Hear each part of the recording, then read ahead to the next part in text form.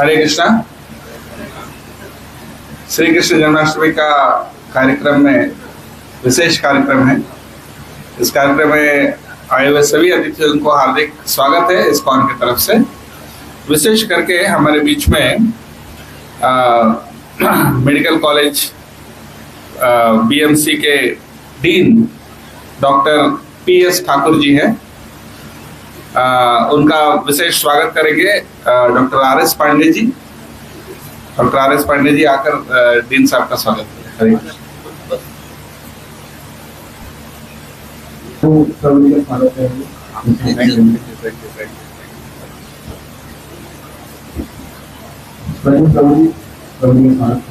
हरि बोल। Hare Krishna. Hare Krishna. So thank you all very much. बहुत बहुत धन्यवाद आप सबको कि आप अपने अमूल्य समय निकालकर इस कार्यक्रम में आने के लिए आपने समय निकाला। तो इस्कॉन के बारे में आप सब सुने हैं। एक बार हमारे इस्कॉन के फाउंडर जो है प्रभुपाद जी 1973 में लगभग उन्होंने इस्कॉन इंडिया में स्टार्ट किए।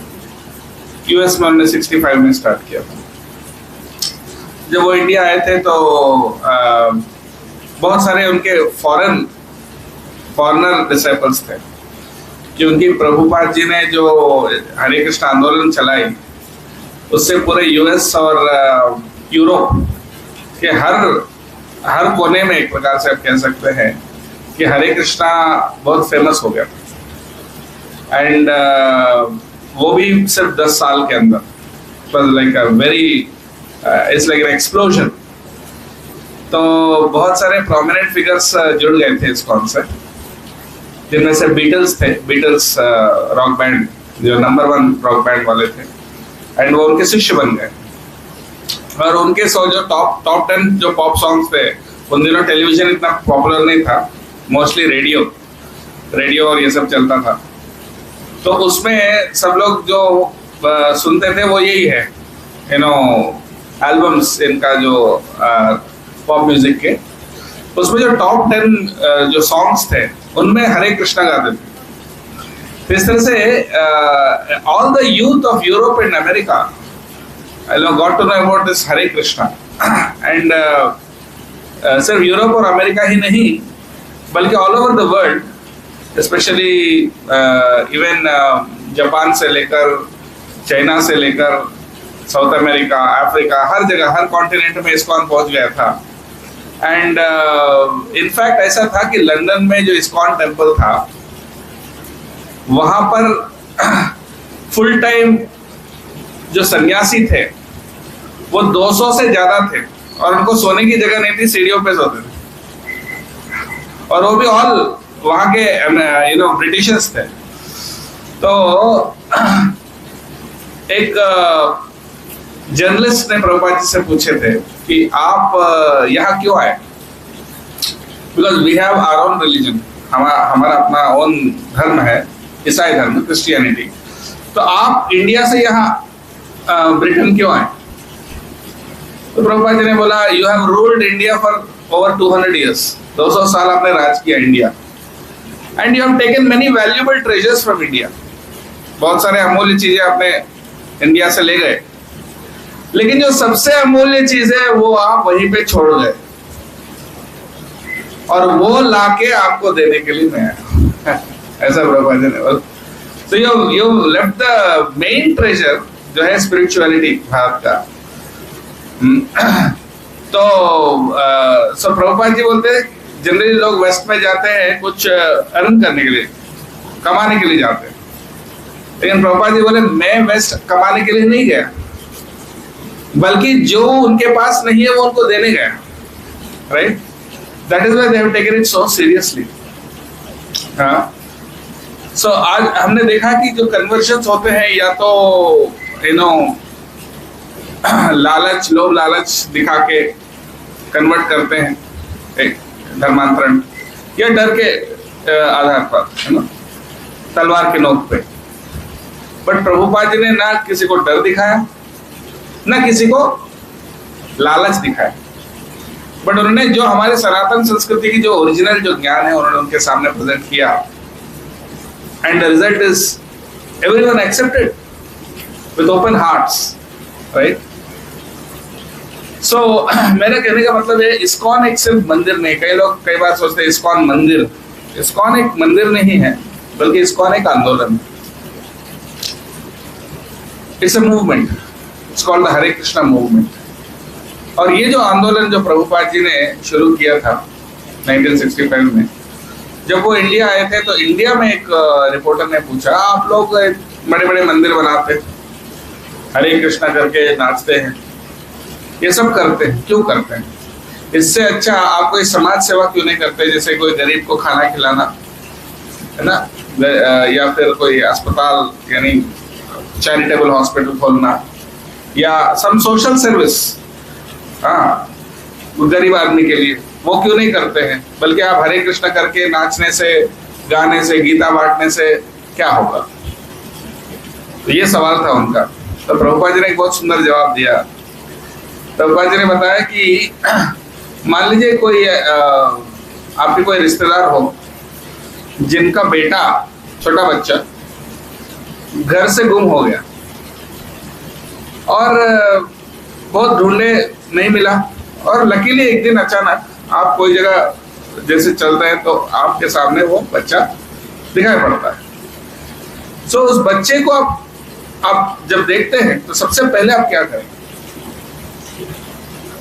सबसे पहले क्या आप उनको पैसे देंगे, या उनको खाना खिलाएंगे, या उनको कपड़े देंगे, या उनके माता पिता को बुलाएंगे? सबसे पहले क्या करें? या उनको अपने माता पिता के पास ले जाएंगे? What is the best thing to do? जब गुमा हुआ बच्चे को आप देखते हो, क्या उनको खाना देना इम्पोर्टेंट है, उनको कपड़े देना इम्पोर्टेंट है, स्कूल ले जाना इम्पोर्टेंट है, या उनके माता पिता से वापस मिलाना इम्पोर्टेंट है? ऑफ कोर्स वापस उनके माता पिता से मिलाना ही सबसे इम्पोर्टेंट है, क्योंकि उनके सारी समस्याओं को जड़ क्या है? दैट ही हैज, वो अपने माता पिता से दूर हो गया। तो यही सबसे बड़ी समस्या है। तो प्रभुपाद जी ने बोला एग्जैक्टली हम वही कर रहे हैं। हाँ, आप किसी को खाना खिलाओ गरीब को, 6 घंटे बाद वापस से उनको भूख लगेगी। आप किसी को कपड़े दो, फट जाएंगे। किसी को इलाज भी कराओ, वापस बीमार हो सकते हैं।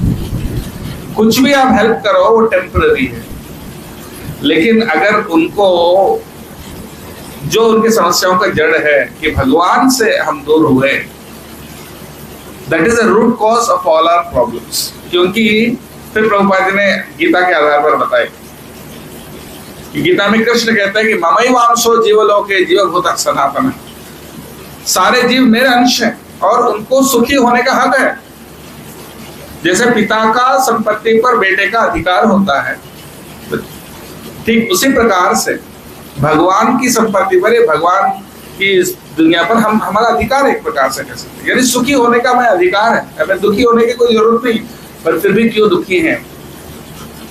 इसीलिए नहीं कि नेचुरल रिसोर्सेस की कोई कमी है, पर इसलिए नहीं कि भगवान की व्यवस्था में कोई गड़बड़ है, बल्कि सिर्फ इसलिए कि हम भगवान को भूल गए, भगवान से थोड़े अलग हो गए, यानी उनका मार्ग पे नहीं चल रहे हैं। That is the root cause of all our problems. तो सबसे बेस्ट सोशल सर्विस क्या है? क्या सबसे अच्छा समाज सेवा भूखे को खाना खिलाना है?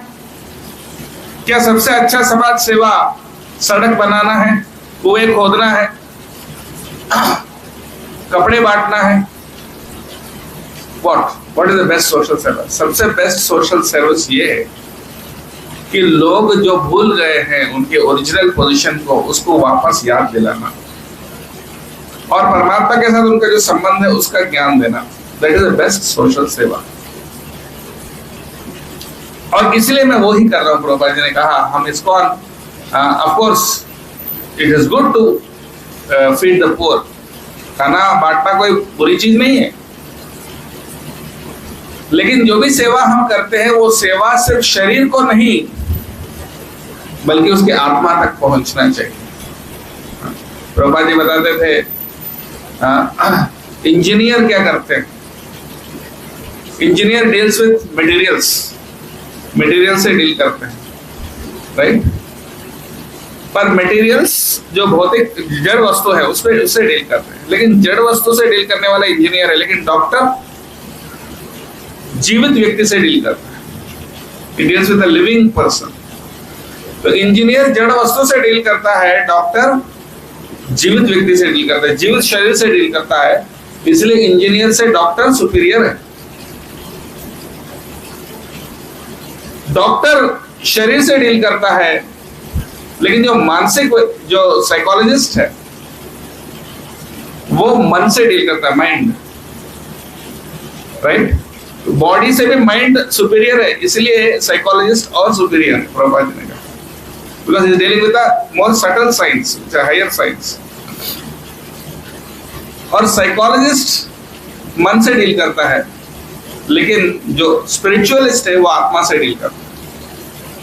देयरफॉर इनफैक्ट जो लिटरेचर लिखते हैं, जो कवि होते हैं, वो इंटेलिजेंस से डील करते हैं, right. So they are superior to even a psychologist, like those are literary experts. लेकिन सबसे हाईएस्ट कौन है? जो आत्मा से डील करे, हाँ, क्योंकि वो सबसे परमानेंट वस्तु है। सबसे हमारा सबसे बेस्ट प्रोडक्ट क्या है हम जो दुनिया को दे सकते हैं? हाँ, वो ना कि टेक्नोलॉजी है, ना कि कुछ और है, but it is nothing but spirituality. So therefore ये समाज को देना ही बेस्ट सोशल सर्विस है। सो देयरफॉर इस्कॉन का उद्देश्य यही है। इस्कॉन का उद्देश्य सिर्फ कोई मंदिर बनाना या बड़े बड़े भव्य सुंदर मूर्तियां की पूजा करना ऐसा नहीं है, बल्कि it is to spread the awareness of Sanatan Dharma. In fact हमारा धर्म यद्यपि एक टाइम पे सबसे पॉपुलर था, सबसे पावरफुल था, लेकिन आजकल घटते जा रहा है। इसका क्या कारण है? इसका कारण सिर्फ ये है कि जो अपने आप को हिंदू कहते हैं वो अपने धर्म को प्रॉपरली नहीं फॉलो कर पा रहे। हाँ, जबकि अन्य धर्म के लोग आप देखते हैं, ऑल्दो दे आर नॉट, मतलब बहुत ज्यादा उनके पास फिलोसफी या नॉलेज इतना डीपली नहीं है जितना हमारे पास है, पर फिर भी एटलीस्ट उसको फॉलो करने में बहुत कट्टर है। हाँ, वो समय से अपने नमाज करते हैं, समय से अपना हर कार्य करते हैं, अपने जो ग्रंथ है उसके अनुसार जीते हैं more or less। पर हम कभी गीता खोले नहीं, अधिकतर। ऑफ कोर्स कुछ अच्छे भक्त भी हैं, करने वाले भी हैं, लेकिन मैं आम जनता की बात कर रहा हूं। तो हम अपने धर्म को ही नहीं जानते, हम अपने धर्म को ही फॉलो नहीं करते। इसी के कारण सिर्फ हम नाम के लिए हिंदू रह गए, बल्कि जब हम अपने धर्म को अच्छे से फॉलो करेंगे तो तब हमारा भारत महान, इसका असली जो है मतलब निकलेगा। तो इसलिए प्रभुपाद जी ने जो बोला सिर्फ थियोरेटिकल नहीं था, प्रैक्टिकल था। आप बोल सकते हैं ये सब बात बोलने के लिए अच्छे लगते हैं, पर प्रैक्टिकली क्या मतलब है समाज में? प्रभुपाद जी ने बोला अगर आप इस मार्ग को फॉलो करो, भक्ति मार्ग को, तो देखिए समाज की सारे समस्या अपने आप हल हो जाएंगे। इसके लिए 2 उदाहरण देता हूं मैं आपको। यूएस में एक टाइम पे था हिप्पी कल्चर। हिप्पीज मतलब जो युवा होते थे, ये युवा नशे में दुष्ट थे और इतना नशा, एलएसडी और तरह तरह के जो इंटॉक्सिकेंट्स हैं उसका इतना एडिक्टेड होते थे कि सरकार ने बहुत डी एडिक्ट करने के लिए उनको बहुत खर्चा भी किया, मिलियंस ऑफ डॉलर्स खर्च करके भी जो युवा है उनको डी एडिक्ट नहीं कर पाते। और प्रभुपाद जी ने जब इस्कॉन का शुरुआत की थी तब उन्होंने बोला कुछ मत करो, सिर्फ हरे कृष्ण का कीर्तन करो, और उनको बिठा के कीर्तन कराया। हाँ, उनको ये नहीं बोला ये छोड़ो वो छोड़ो, उनको ये बोला बस कुछ नहीं, हरे कृष्ण का कीर्तन करो। और ये अमेरिकन युवा आते थे, अमेरिकन यूरोपियन युवा आकर बैठे और प्रभुपाद जी के साथ कीर्तन करने लगे। और ऐसे कितने सैकड़ों हजारों युवाओं को बिना किसी दवाई के उन्होंने नशा मुक्त कर दिया। हाँ, and this became a national news. जो अमेरिका का सरकार इतना बजट लेकर इतना खर्च करके नहीं कर पा रहा था, और सिर्फ भगवान का नाम का कीर्तन करके प्रभुपाद जी ने वो चेंज लाकर दिखाया। एंड वो तब नहीं, आज भी इस्कॉन के जो प्रचार होता है प्रिजन्स में भी होता है, जो जेल होते हैं ना, जेल में भी इस्कॉन के भक्त जाकर प्रचार करते हैं, मतलब गीता बांटते हैं और उनको थोड़ा प्रसाद खिलाते हैं, थोड़ा कुछ बताते हैं।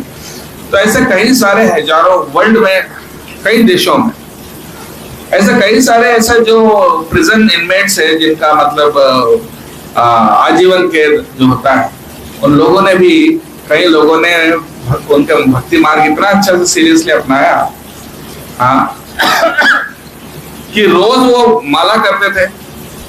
और कुछ लोगों ने दीक्षा भी ली है, गीता पढ़ते हैं, उनके जीवन पूरी तरह से चेंज हो चुका है। सो प्रभुपाद जी ने इतना इन्फ्लुएंस किया अपने रशिया में क्या हुआ, कम्युनिस्ट रिजीम था उस टाइम पे, कोई धर्म का प्रचार अलाउड नहीं था। तो उस टाइम पे जो इस्कॉन के जो प्रचार करते थे भक्त, उनको जेल में डाल दिया जाता था और उनको टॉर्चर किया जाता था। और उनके पास जो जपमाला थी, उस जपमाला को छीन लिया जाता था। पर उनको जो खाने को ब्रेड देते थे, उस ब्रेड को गोला बनाकर 108 गोला बनाकर उस पर माला करने लगे। फिर भी रशिया में भी, जहाँ कम्युनिस्ट रिजीम था, सबसे ज्यादा आज भारत से ज्यादा भक्त रशिया में है इस्कॉन के। हजारों लाखों भक्त। तो प्रभुपाद जी ने देखा ये प्रैक्टिकल है। आप कहते हैं कि हरे कृष्ण करने से क्या होगा। जो व्यक्ति जिनका जीवन पूरी तरह से बर्बाद था, जो जेल में सड़ रहा है, उसका जीवन कैसे चेंज हुआ। जो नशे में था, उसका जीवन कैसे चेंज हुआ, वो कैसे अपने बुरे आदतों को छोड़ पा रहा। और उतना ही नहीं, बाकी आम जनता का क्या। प्रभुपाद जी ने बोला, देखो जहां भी बारिश नहीं होती है, प्रभुपाद जी ने चैलेंज किया, जहां बारिश नहीं है आप बस हरे कृष्ण का कीर्तन करिए 72 घंटे तक, यानी 3 दिन लगातार आप कीर्तन कीजिए, देखिए। और हमारे इस्कॉन के गुरुजी 2-3 बार ऐसा हुआ है, मैंने खुद देखा है। हमारा एक गुरुजी है तमाल कृष्ण गोस्वामी महाराज, वो जब गए थे आई थिंक कोई साउथ अमेरिकन कोई कंट्री में, जहाँ कई सालों से बारिश नहीं था, तो बोले न्यूज़पेपर के रिपोर्टर्स ने चैलेंज किया, आप बोले कि कीर्तन करने से बारिश होता है, क्या आप चैलेंज कर सकते हैं, आप वादा कर सकते हैं। बोले बिल्कुल, आप 72 आवर्स नॉन स्टॉप कीर्तन कीजिए, बारिश होगी। और जैसे उन्होंने कहा, बाकी लोगों ने बाकी भक्त डर गए कि अगर नहीं हुआ तो फिर क्या होगा। लेकिन 72 आवर्स कीर्तन किए, बारिश हुआ। और न्यूज़पेपर में आया, हरे कृष्णास द रेन मेकर्स, ऐसा एक आर्टिकल। उज्जैन में भी जब इस्कॉन मंदिर बना था, हमारे गुरुजी ने बनाया, 2006 में इनॉग्रेशन हुआ था उसका।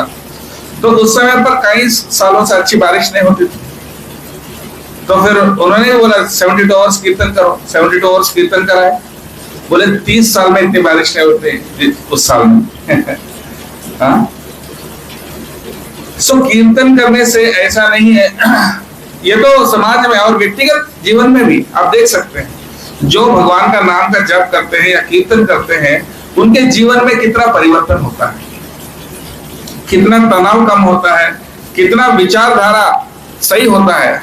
हमारे एक और गुरुजी है राधानाथ महाराज, वो एक बार फ्लाइट पकड़ने जा रहे थे अमेरिका में कोई जगह पे, तो यूएस के एक मिनिस्टर थे, लेडी है, शी वॉज एनवायरमेंट मिनिस्टर, यानी पर्यावरण के मिनिस्टर थी। उन्होंने उनके भगवे रंग के वस्त्र देखकर बोले, स्वामी जी आप कोई आर यू मॉन्क, यानी आप कोई स्वामी लगते हैं। हाँ। तो बोले आप पर्यावरण के लिए क्या कर रहे हैं, पर्यावरण के लिए क्या कर रहे हैं आप, प्रदूषण के लिए क्या कर रहे हैं? तो उन्होंने कहा बाहर का जो प्रदूषण दिख रहा है वो उससे बड़ा प्रदूषण कहाँ है, हमारे अंदर है, मन में। आप बाहर का प्रदूषण साफ कर रहे हैं, हम अंदर का प्रदूषण साफ कर रहे हैं, और जब अंदर मन स्वच्छ होगा तो बाहर अपने आप से सही होगा। तो इसलिए ये सबसे इंपॉर्टेंट है। भले आप कुछ चीजें आपको दिखते नहीं है, जैसे फॉर एग्जांपल बिजली दिखती नहीं है, लेकिन जब वो लाइट जलती है तो समझ में आता है बिजली का क्या प्रभाव है। ठीक उसी प्रकार से भक्ति का क्या प्रभाव है, अध्यात्म का क्या प्रभाव है, ये ऐसा डायरेक्टली अपने आंखों से शायद नहीं दिखता। ऐसा लगता है कि इसका क्या कोई टाइम पास है, कोई टाइम वेस्ट है। हाँ, लेकिन जब उसको ठीक तरीके से कोई करे तो उसके जीवन में क्या परिवर्तन आता है वो खुद ही अनुभव कर सकता है। और अगर सामूहिक रूप से सब मिलकर करेंगे तो क्या परिवर्तन होगा, तो उसका भी समाज करके उसका एग्जाम्पल देख सकता है। कई जगह पर देखा भी हुआ है। नाजी जर्मनी जो नाजी जो रिजिम था, उसमें जो कॉन्सेंट्रेशन कैंप में कितने लोगों को मारते थे, राइट, हिटलर के समय पर। उसके बाद जब वहां पर इस्कॉन का जो कीर्तन और जो इस्कॉन की जो गतिविधियां उसमें जो भाग लिए थे, जो लोग हार्डकोर क्रिमिनल्स थे, जिनका मतलब बेरहमी से जिन्होंने बहुत लोगों को मारा, वो आज समाज सेवा करने लगे। तो इस तरह के बहुत सारे एग्जाम्पल्स है। सो देयरफॉर समाज में अध्यात्म की बहुत जरूरत है। तो हम कृष्ण जन्माष्टमी का जो है पर्व मना रहे हैं, तो श्री कृष्ण क्या है, क्या रिप्रेजेंट करते हैं? ही represents the most loving personality of God. भगवान के कई रूप है, लेकिन कृष्ण की क्या खासियत है? कृष्ण ने जो प्रेम बांटा वो किसी और रूप में नहीं बांटा। आप भगवान को पूजना है तो उनको मालिक के रूप में पूज सकते हैं, लेकिन भगवान के कोई ऐसा अवतार नहीं है जिन्होंने उनके साथ खेलने का मौका दिया, उनके साथ उनका दोस्त बनने का, उनके माता पिता बनने का, उनकी पत्नी या उनकी गर्लफ्रेंड या उनके क्लोज रिलेशनशिप इस तरह से उनके साथ डेवलप करने का कोई और रूप में उन्होंने मौका नहीं दिया जितना कृष्ण ने दिया। तो इसलिए भागवत के अनुसार कृष्ण जो है पूर्ण पुरुषोत्तम है, भगवान का पूर्ण स्वरूप है। 64 कला यानी 64 गुण जो भगवान के होते हैं वो सब पूरे के पूरे कृष्ण में है। तो कई लोग पूछते हैं इस्कॉन वाले क्यों कृष्ण का ही पूजा करते हैं। ऐसा नहीं कि हम कृष्ण का ही पूजा करते हैं, इस्कॉन के मंदिर में राम जी के भी मूर्तियां हैं कई जगह पर, लेकिन हम जिस संप्रदाय में आते हैं वो ब्रह्म माध्व गौड़ीय वैष्णव संप्रदाय है, जो भगवान श्री चैतन्य महाप्रभु से आया है। पर ये चैतन्य महाप्रभु और श्रीमद् भागवत का तत्व के अनुसार कृष्ण कौन है? कृष्ण भगवान का पूर्ण स्वरूप है। क्यों? क्योंकि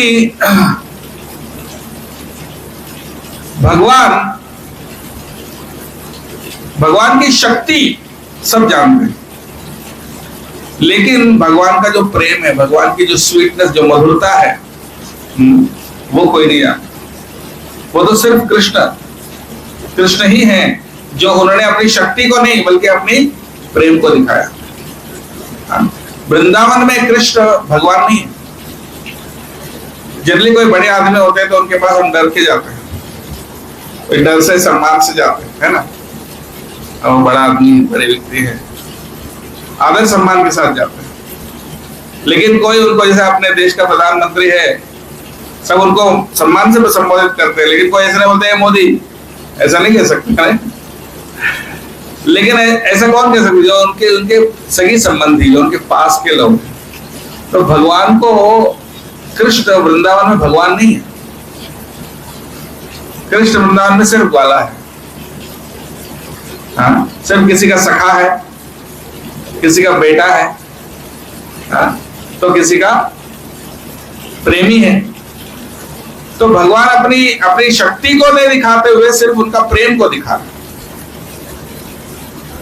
तो ये खासियत है कृष्ण में। यद्यपि कृष्ण बहुत पूर्ण ब्रह्मांड के मालिक के स्वामी है, पर वो वहां पर सिर्फ एक साधारण ग्वाल जैसा सबके साथ प्रेम का आदान प्रदान करे। हाँ, तो किसी को हम प्रेम उनका शक्ति को देख के नहीं करते। किसी को कितना बड़ा है उसको देखकर कोई प्रेम नहीं करता। वो कितना अच्छा है, वो कितना कितने उनके अंदर संवेदनशीलता है, कितने अंदर मानवीय गुण है, उनको देखकर हम प्रेम करते हैं, है ना। हाँ, सो भगवान अपनी मधुरता, अपनी स्वीटनेस दिखाते हैं ताकि हम सबका दिल चुराए। हाँ, कृष्ण ये नहीं चाहते हम उनसे डरे, भगवान नहीं चाहते हम उनसे डरे। भगवान चाहते हैं हम उनका प्रेम करें। हाँ, डर किनके लिए? डर उनके लिए है जो बदमाश है। जो बदमाश है उनके लिए डर है, लेकिन जो अच्छे हैं उनके लिए डर नहीं है, उनके लिए प्रेम। हाँ, तो भगवान को चार रूप से पूजा जाता है। कुछ लोग डर से पूजा करते हैं। कौन डर से पूजा करते हैं? जो गुनहगार है वो डरता है ना। और जो उसके ऊपर कौन है, जो कुछ भौतिक लालच, कुछ फायदा के लिए भगवान को पूजो तो मुझे कुछ बेनिफिट मिलेगा, मुझे क्या कुछ फायदा होगा, ये सोचकर कुछ डिजायर लेकर जो जाते हैं उसके ऊपर, ठीक है। पर उसके भी ऊपर वो है जो अपना कर्तव्य समझकर भगवान की पूजा करते हैं। भगवान ने सब कुछ दिया तो मेरा ड्यूटी है उनकी पूजा करना, ये उसके भी ऊपर है। पर उससे भी सबसे ऊपर कौन सा है? जो प्रेम से भगवान की पूजा करता है। हाँ, तो वो प्रेम क्या होता है भगवान ने वृंदावन में दिखाया है। और ब्रज की गोपियां उसके लिए सबसे बड़े उदाहरण है। हम राधा जी को क्यों पूजा करते हैं? गोपियों की क्यों पूजा करते हैं? असल में कृष्ण भागवत में कहते हैं कि जितने भी योग पद्धतियां हैं सबसे श्रेष्ठ कौन सा है? भक्ति है। हाँ, और भक्ति में भी सबसे सर्वोच्च भक्ति कौन सी है? जो वृंदावन की भक्ति है, ब्रज की भक्ति। क्या है वो ब्रज की भक्ति में खासियत? क्योंकि उसके अंदर कोई स्वार्थ नहीं है। हाँ, शुद्ध प्रेम, और वो प्रेम सर्वोच्च है, सारे शास्त्रों का निचोड़ है। यही भगवान श्री चैतन्य महाप्रभु ने हम सबको सिखाया। हाँ, इसको दर्शाने के लिए एक सुंदर कथा आती है भागवत में। एक बार भगवान श्री कृष्ण को वो चाह रहे थे कि ब्रज का क्या महिमा है पता नहीं सबको। तो वो द्वारका में थे जहां उनके रानियां और जो द्वारकावासी जो यदुवंशी सब थे वहां पे। और कृष्ण के 16,108 रानियां हैं, जिसमें रुक्मिणी, सत्यभामा ये सब थे। तो एक दिन सुबह भगवान को बहुत भीषण सर दर्द, हेडेक हो रहा, और इतना पीड़ा हो रही थी उनके सर में कि भाई कह रहे थे कि हमारा सर फटने जा रहा है। और लोटपोट कर रहे थे और उनकी पीड़ा, उनकी व्यथा सबको दिख रहा थे। तो सारे जो उनके रानियां वगैरह सब बहुत परेशान हो गए और बोले क्या ऐसा कैसा हो गया, ऐसा क्यों हो गया? बोले मुझे खुद नहीं पता। तो वैद्य को बुलाया और वैद्य ने देखा, बोले हमें कुछ समझ में नहीं आ रहा क्यों, क्या कारण है इसका। हाँ, तो कृष्ण जी ने कहा इसका कारण ये है कि मैं बहुत समय से मैं अपने भक्तों के चरण का रज धूल मैंने अपने सर पे नहीं ले पाया, इसके कारण। अगर कोई मेरे भक्त अपने चरण का रज देकर मैं हमारे मस्तक पे डाले तो हमारा सरदर्द ठीक हो जाएगा। तो सिंपल सॉल्यूशन, नारद जी आए तो नारद जी ने बोला ठीक है, ये तो बहुत छोटी सी चीज है, तो आपके भक्तों का चरण रज ला के आपके सर पे लगा दे, ठीक हो जाएगा। तो ठीक है, गए सारे जो रानियां थे कृष्ण जी के, सबसे पूछे कि आपके पति जी का सर दर्द हो रहा है, आप अपने चरण रज दीजिए। तो रानियों ने कहा कि आप क्या बात कर रहे हैं, हाँ वो तो हमारे स्वामी हैं, हाँ उनके चरण रज हमें अपने सर पे लेना चाहिए, हमारा चरण रज कैसे उनके सर मस्तक पे डाल सकते हैं, ये तो घोर अपराध है, हम कभी सोच भी नहीं सकते, है ना। तो सारे रानियों ने इनकार कर दिया।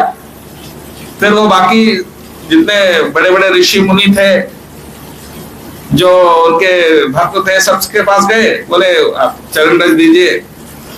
तो कहने लगे कि नारद हमें नरक भेजना है क्या, हाँ अगर हम अपने चरण रज भगवान के सर पे लगाए तो क्या होगा, हाँ उसके घोर अपराध होगा और उसे नरक में जाना पड़ेगा।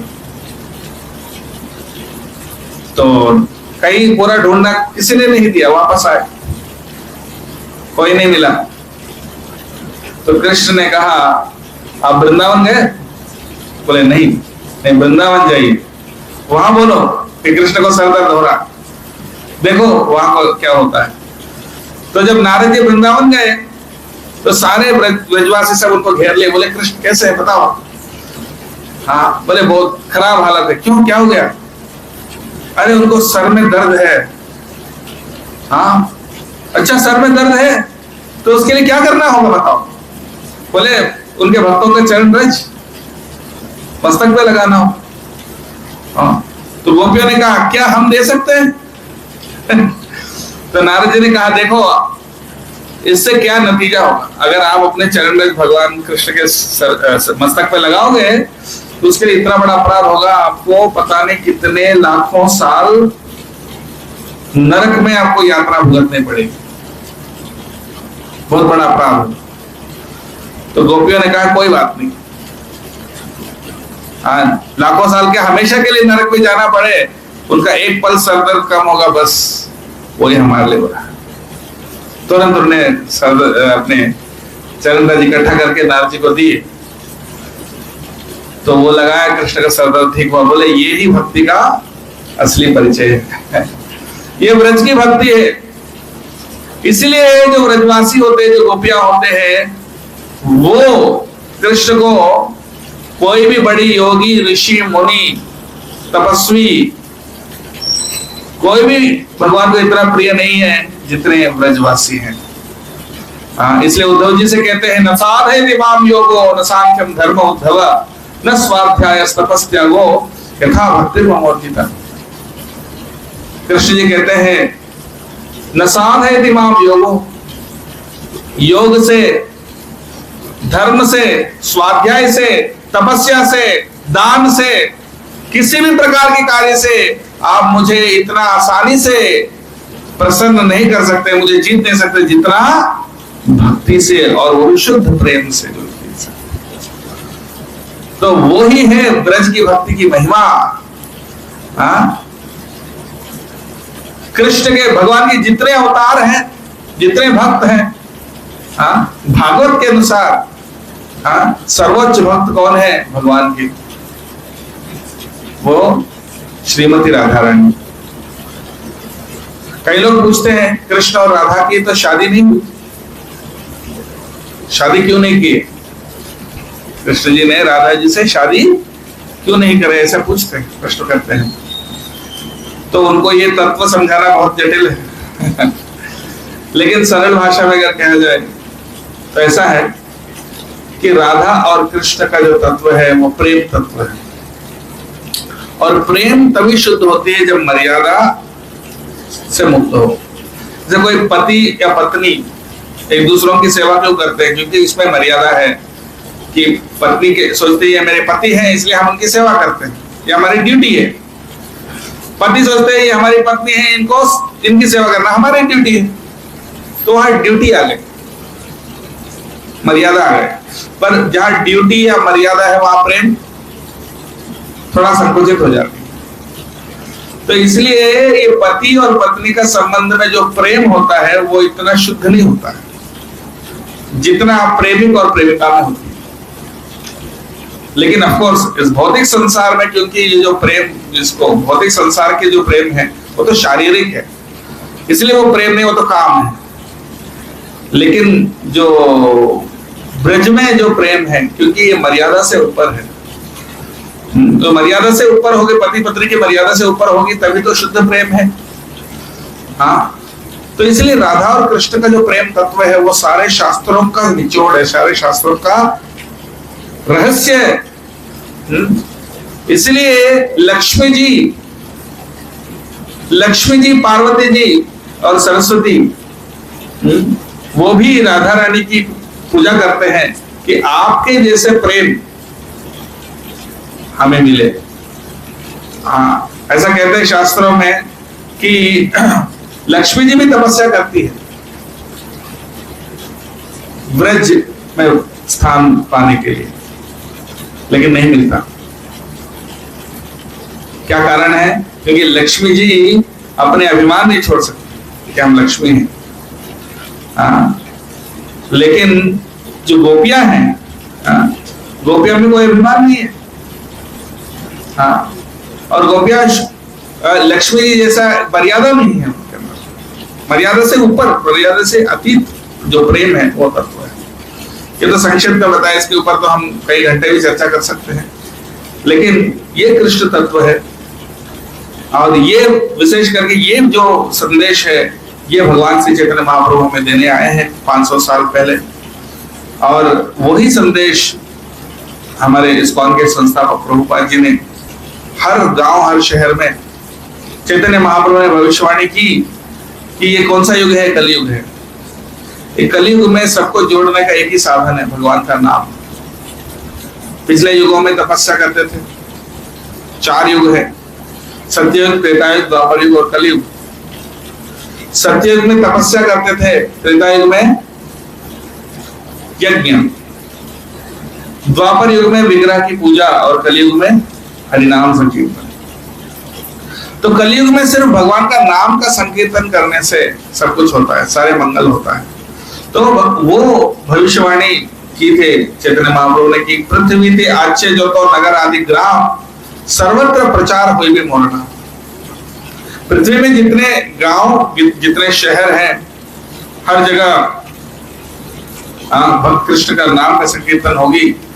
और ये पहले तो लोग सोचते थे कैसे संभव है, पूरे पृथ्वी में हर गांव, हर शहर में कैसे होगा? हाँ, भारत में हो सकता है, हाँ, लेकिन जहां कृष्ण कौन है, राम कौन है, कोई नहीं जानते हैं। हाँ, कोई जापान में, कोई चाइना में तो भगवान को ही नहीं मानते, नास्तिक है। कई जगह तो वो उनके जो हैबिट्स ऐसे हैं कि वो शाकाहारी भी नहीं है, तो वो कैसे कृष्ण और राम का नाम लेंगे, ऐसे सोचते थे लोग। लेकिन प्रभुपाद जी ने उसको सच करके दिखाया, और पूरे पृथ्वी में, हर देश में, हर मुख्य शहर में हरिनाम संकीर्तन होती है आज। ऐसा कोई देश नहीं है, ऐसा कोई मेजर सिटी नहीं है जहां डेली हरिनाम संकीर्तन नहीं होती हो इस्कॉन के माध्यम से। और धीरे धीरे वो हर गांव, हर शहर, हर तहसील, हर गांव, इस तरह से धीरे धीरे स्प्रेड हो रहा है। और इसके लिए प्रभुपाद जी ने एक संस्था बनाई जिसका नाम है the international society for Krishna consciousness. यद्यपि ये नाम नया लगता है, कोई अंग्रेज नाम लगता है इस्कॉन, कोई अंग्रेज नाम, इंग्लिश नाम है, बट लेकिन इसका जो प्रेडिक्शन, इसका जो भविष्यवाणी भगवान चैतन्य महाप्रभु ने खुद किया। क्या प्रेडिक्शन किया? यदि पापी छाड़ी धर्म दूर देशे जाए, मोर सेनापति भक्त जाइबे तथाय। यानी चैतन्य महाप्रभु ने यह कहा कि जो पापी लोग हैं, धर्म को छोड़कर दूर देश चले जाते हैं, तो दूर देश में भी जाकर उनको भक्ति सिखाने के लिए हमारी सेनापति जाएगा वहां। तो इंडिया से सबसे दूर कौन सा देश है बताइए? अमेरिका, बिकॉज पृथ्वी का एक साइड इंडिया है तो दूसरे साइड अमेरिका है, यानी यहां दिन है तो वहां रात है ना। तो सबसे दूर देश में प्रभुपाद जी गए, और वहां पर जो वहां के भी जो हिप्पीज थे, जो सारे सबसे जो अधम या पतित लोग हैं उनको भी कृष्ण नाम संकीर्तन से उनका जीवन को धन्य कर दिया। हाँ, तो ये जो सबसे बड़ा गिफ्ट है जो इस्कॉन पूरे समाज को दे रहा है। हाँ, इसलिए प्रभुपाद जी ने बताया, सबसे भागवत में बताते हैं जो आंखें भगवान का दर्शन नहीं करते हैं वो सिर्फ मोर पंख के आंखें जैसे हैं जो किसी काम के नहीं। जो कान भगवान के नाम नहीं सुनते वो कान सिर्फ जो सांप के जो बिल होते हैं उसके जैसे हैं। और जो जिह्वा भगवान का नाम उच्चारण नहीं करता वो जिह्वा सिर्फ मेंढक जैसा है जो सिर्फ टरटराता है। और इस प्रकार से भागवत कहता है कि जो इंसान भगवान की भक्ति नहीं करता वो दो पैर का पशु है, दो पैर से चलने वाला पशु है जो भगवान का नाम या भगवान की भक्ति नहीं करता जो इंसान। तो इसलिए मनुष्य जीवन का असली उद्देश्य यही है कि ये जाने कि हम कौन हैं और भगवान कौन है और हमारा क्या संबंध है। तो बुद्धिमत्ता उसमें है कि जो शाश्वत है उस पर ध्यान दें। बाकी जो भी आप ऐश्वर्य कमाए, प्रतिष्ठा कमाए, नाम कमाए, कुछ भी कमाए, कुछ समय के बाद वो तो छोड़ना ही है हमको। लेकिन जो हम भगवान की भक्ति कमाते हैं वो जन्म जन्मांतर तक हमारे साथ जाएगा और शाश्वत फल देगा। It gives permanent eternal benefit। तो इसलिए हमको, क्योंकि मनुष्य जीवन मिला है, तो हमारा कैलकुलेशन रहता है कि भाई हम अपने, जो भागवत कहता है कि इंसान अपने कमाई का एक पैसा भी बर्बाद होना नहीं देखना चाहता है ना। We don't want to waste even single penny। इधर एक पैसा हम बर्बाद होते हुए नहीं देखना चाहते हैं, लेकिन इधर पूरा एक तरह हमारा पूरा जीवन ही अगर भगवान की भक्ति नहीं करें तो एक प्रकार से बर्बाद ही।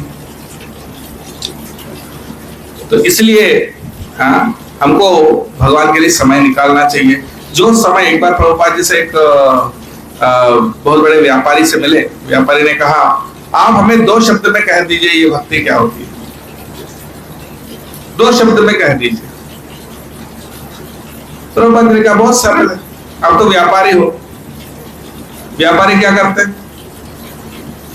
प्रॉफिट एंड लॉस, राइट, लाभ और नुकसान। ये जीवन का जो समय आपने भगवान का स्मरण में दिया उसको आप प्रॉफिट में डालो, और जो समय भगवान को भूल गए लॉस में डालो, और प्रॉफिट लॉस निकालो, है ना। तो आप व्यापारी हो और समझ गए, और क्या बोलते तो 2 शब्द में समझा दिए। तो whatever time you have spent thinking about God, that is your profit, and उनको भूलकर दुनियादारी में जो समय निकाला वो तो लॉस। तो उससे ज्यादा और क्या समझा सकते? 2 शब्द में समझा दिए प्रभुपाद जी ने। एक और व्यक्ति ने बोला कि बहुत उद्योगपति थे, बहुत बड़े, प्रभुपाद जी मिले, बोले आपका क्या दिनचर्या क्या है? तो उन्होंने कहा कि हमारी दिनचर्या कुछ ऐसा है कि हम सुबह उठते हैं, कॉफी पीते हैं, न्यूज़पेपर पढ़ते हैं, स्नान करते हैं, नाश्ता करते हैं, फिर ऑफिस जाते हैं, दिन भर काम करते हैं, फिर आते हैं, कुछ खा के टीवी देखकर सो जाते हैं। ये दिनचर्या है। प्रभुपाद जी ने कहा कि आपके जीवन और सुअर के जीवन में क्या अंतर है? सीधा, आपके जीवन और एक सुअर के जीवन में क्या अंतर है? अगर कोई ऐसा हमसे कहे तो कितना बुरा लगेगा, है ना। उनसे सीधा ऐसे ही पूछे। तो उन्होंने 1 मिनट सोचा, बोला स्वामी जी सही बात है, कोई अंतर नहीं। तो बोले इसलिए भगवान का नाम का जप करो, बोलो हरे कृष्णा कृष्णा कृष्णा कृष्णा हरे हरे, हरे राम राम राम हरे हरे। भगवान का सरल नाम है, कलयुग में बहुत आसान है इनको पाना। इसको भगवान का नाम का जप करो, थोड़ा समय निकालो, थोड़ा सा भले 10-15 मिनट भी आप थोड़ा समय शुरुआत में थोड़ा निकाल कर भगवान का नाम का जप करिए। गीता, भागवत इत्यादि ग्रंथों को पढ़ने में, सत्संग में आने में, हर व्यक्ति को एंटरटेनमेंट की जरूरत है ना। एंटरटेनमेंट के बिना कोई नहीं रह सकता है। या तो आप टीवी देखेंगे या कोई, आजकल लोगों का अधिकतर समय किस में जाता है? ये मोबाइल। कितना समय उसमें चले जाता है आजकल, जब ये शॉर्ट्स वगैरह सोशल मीडिया में बहुत सारे समय जाता है। उससे अच्छा थोड़ा समय अगर हम सत्संग में दिए, उसमें एंटरटेनमेंट का एंटरटेनमेंट है, एनलाइटनमेंट का एनलाइटनमेंट भी है इसमें। तो इसलिए थोड़ा समय सत्संग में दें नियमित रूप से। तो गीता और भागवत का जो संदेश है उसको हम संक्षिप्त में समझाने के लिए, उसको प्रेजेंट करने के लिए हमने एक छोटा सा कोर्स डिजाइन किया। 6 सेशन का कोर्स है, और ये 6 सेशन का जो कोर्स है वो हम हफ्ते में 1 दिन करते हुए हम यहाँ प्रेजेंट करेंगे। तो निःशुल्क है, आप आइए। उसमें कीर्तन, भजन होगा, आरती होगी, थोड़ा सा डिस्कशन होगा, प्रेजेंटेशन, पावरपॉइंट प्रेजेंटेशन के माध्यम से भागवत का जो सार है वो प्रेजेंट किया जाएगा। तो 1 घंटे का सेशन होगा, उसके बाद सबके लिए भोजन, प्रसाद, कीर्तन, ये सब रहेगा। तो ऐसे 6 सेशन में आपको पूरा भागवत और गीता का जो सार है, प्रैक्टिकली कैसे उसको अप्लाई करना, ये सब आपको प्रेजेंट किया जाएगा। तो इसमें आप लोग प्रयास करें कि उसमें भाग लेने। और मेन जन्माष्टमी का उत्सव तो हम परसों मनाएंगे 25 तारीख को। और तो इस तरह से ये जो संदेश है, कई लोग हम बोलते हैं आप इस्कॉन का मंदिर बना रहे बड़ा। मैं कहता हूँ कि मंदिर नहीं बना रहे, हम बना रहे वैदिक कल्चरल सेंटर। मंदिर तो बहुत है, पर इस्कॉन का मंदिर सिर्फ मंदिर नहीं है, बल्कि जहां हमको शिक्षा मिलती है, जहां हमको एक जीवन शैली, भक्ति का जीवन शैली के बारे में शिक्षा मिलती है, वो है इस्कॉन। यहाँ गुरुकुल होगी बच्चों के लिए, अपनी गीता का फ्री क्लासेस होंगे, प्रसाद बांटा जाएगा, गौशाला होगी, एक पूरा एक वैदिक जीवन कैसा होना चाहिए वो समाज के हर व्यक्ति तक पहुंचाना। गांव गांव तक जाएंगे, हमारे कई बसें चलेंगी गांव गांव तक जाकर उनको ये सब करने के लिए। तो ये एक आंदोलन है, इस आंदोलन में भाग लीजिए और इस आंदोलन को अपने जीवन का हिस्सा बनाइए। और लोगों को भी, जैसे एक क्या बोलते हैं उसको, इलेक्ट्रिक शॉक जो होता है ना, जब व्यक्ति को लगता है उसको जो छुएगा उसको भी लग जाता है ना, उसी प्रकार से ये एक पॉजिटिव इलेक्ट्रिक शॉक है। जब भगवान से हम सबसे हाई वोल्टेज सब हाई वोल्टेज यहाँ पर अपने ट्रांसफार्मर है, तो उनको जो छुएगा खुद उनको शॉक, इलेक्ट्रिक शॉक लगेगी, और जो उनको छुएगा उनको भी लगेगी। तो इसलिए उनके पास आए और इस तरह से अपने जीवन को ट्रांसफॉर्म करें और पूरे समाज को भी ट्रांसफॉर्म करें। और आखिरी में एक बात बोलकर मैं विराम देता हूं।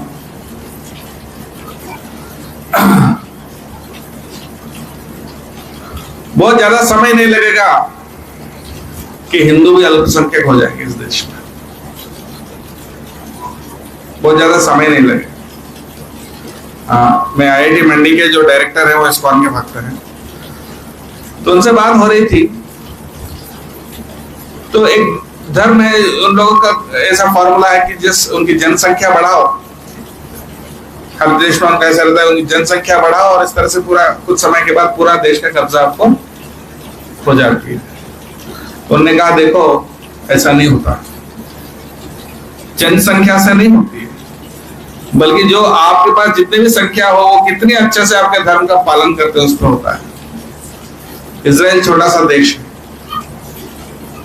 बहुत सारे देश मिलकर भी उनको कुछ नहीं बिगाड़ पा रहे, बिकॉज वो अपने धर्म में रूटेड है। और अपने यूके, ब्रिटेन कितना छोटा सा देश, हमारे एक एमपी में शायद 20 ब्रिटेन आ जाएंगे। तो एक छोटा सा देश पूरा दुनिया को कंट्रोल किया कि नहीं किया?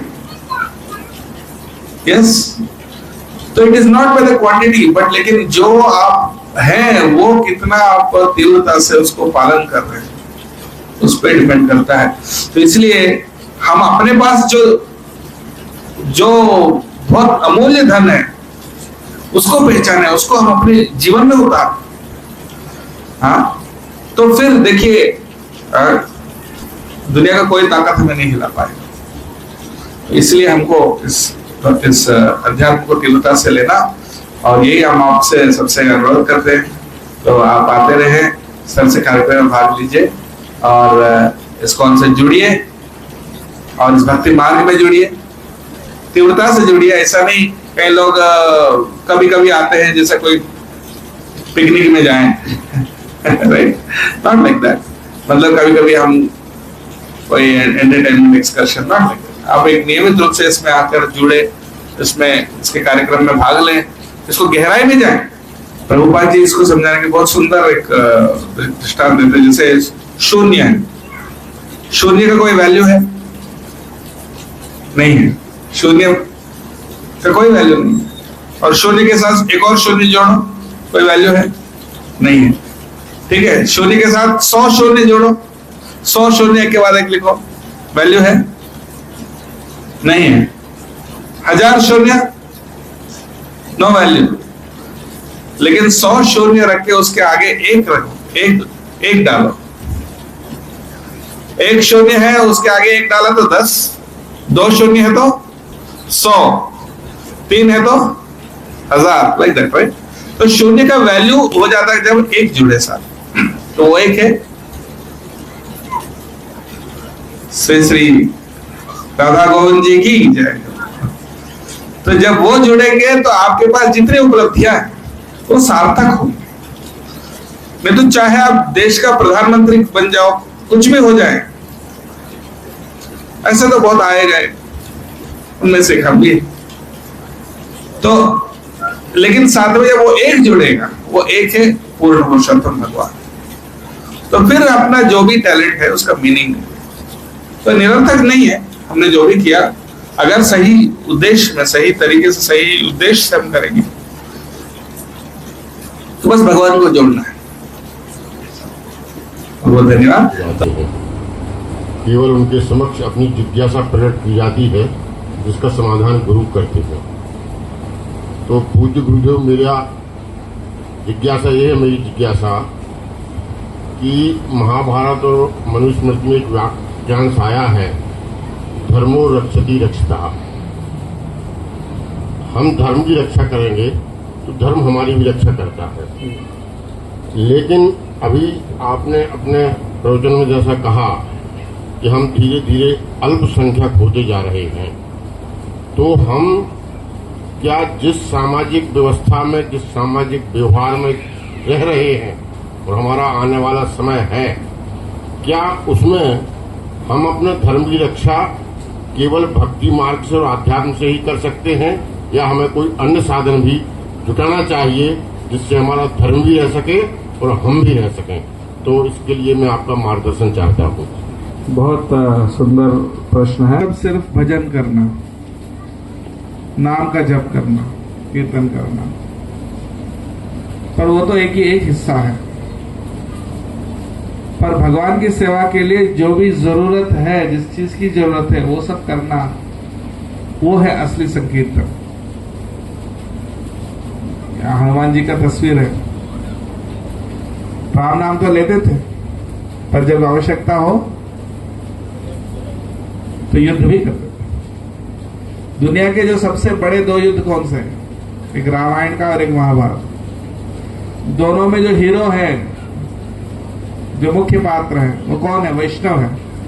एक में हनुमान, एक में अर्जुन, दोनों वैष्णव है। पर वो सिर्फ माला करने वाले वैष्णव नहीं है, जब आवश्यकता पड़े तो शस्त्र भी उठाना है। पर भक्ति आपको ये नहीं सिखाता कि निष्क्रिय बने। हाँ, भक्ति ये नहीं सिखाता कि सब छोड़ छाड़ के माला करो। भक्ति ये सिखाता कि माला भी करो लेकिन आवश्यकता पड़ा तो अपनी रक्षा करने के लिए जो करना है वो भी करने को।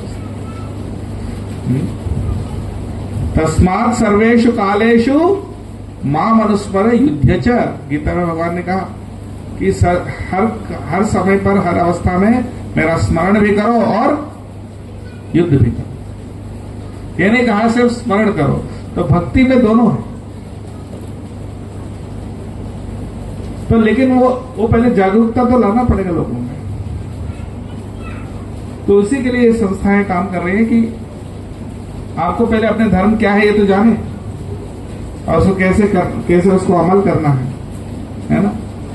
इस्कॉन मायापुर जो हमारे हेडक्वार्टर है, मैं आपको बताता हूँ वास्तविक घटना। मायापुर जो हमारे कलकत्ता के पास हेडक्वार्टर है, वहां आक्रमण हुआ था। आसपास के सब मुस्लिम विलेजेस हैं बहुत सारे, पता नहीं कहां से एक बहुत बड़ा एक मॉब, यानी कई लोगों का एक वो आया ग्रुप, और तलवारें वगैरह सब लेकर, और उन्होंने क्या किया, मंदिर में आक्रमण कर दिया। पर प्रभुपाद जी की ट्रेनिंग अच्छी थी कुछ शिष्यों के पास गन थे और बम भी थे, हाँ, तो अच्छा से उनको जवाब दे दिया गया है ना। और उसमें हमारे एक महाराज जी का पैर भी चला गया उस बम का उसमें, पर अभी भी प्रचार कर रहे हो तो आत्मरक्षा करना भी जरूरी है। उसके लिए हाँ, हमारे वहां भवानंद महाराज जी, उनके पास गन था, अमेरिका से लाए। तो यही भक्ति यही कायरता नहीं सिखाती है। तो ये चीज हमें समझना चाहिए, वो गीता की शिक्षा में जब पढ़ेंगे तो ये भी समझ में आएगा। ठीक है, बहुत बहुत धन्यवाद। ठीक है प्रभु जी, हरे कृष्ण।